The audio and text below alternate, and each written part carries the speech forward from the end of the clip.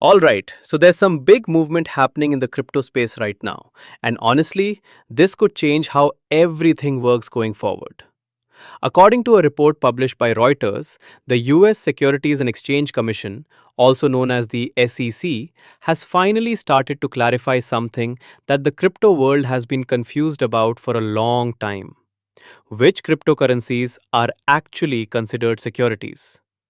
Now, if you've been following crypto even a little bit, you probably know this has always been a gray area. And that confusion? It's been holding the industry back in a lot of ways. So here's what's new. The SEC has basically divided crypto tokens into a few clear categories. Things like digital commodities, collectibles, tools, stablecoins, and then digital securities. And the key point here is that only the tokens that fall into the digital securities category will be subject to strict securities laws. That's actually a pretty big deal because for years, crypto companies have been saying that the old financial rules just don't fit this new technology. And honestly, I kind of agree.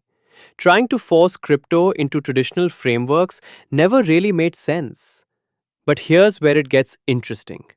The SEC also said that even if a crypto asset is not a security at the start, it can become one later, especially if it's marketed in a way that makes people expect profits from a shared project or business.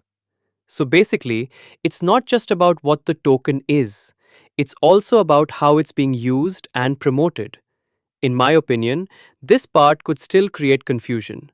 Because now it's not just about the asset itself, but also the intention behind it.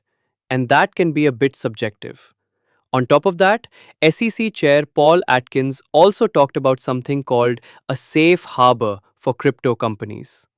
What this means in simple terms is that new crypto startups might get some breathing room. They could raise funds and build their projects without immediately dealing with all the strict regulations, as long as they follow certain conditions.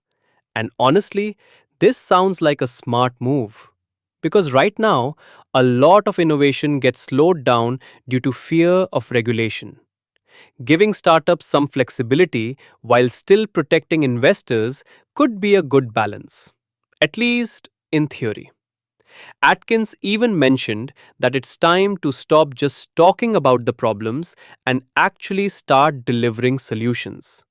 And I think a lot of people in the crypto space would agree with that. Overall, this feels like the SEC is finally trying to adapt to the reality of crypto instead of resisting it. But at the same time, there are still a lot of open questions. How these rules will be applied, how strict they'll be, and whether they'll actually help innovation or slow it down even more. So, yeah, this is definitely something to keep an eye on. Let me know what you think. Do you believe this kind of regulation will help crypto grow, or will it just create more complications? And if you found this helpful, don't forget to like and subscribe for more simple breakdowns like this.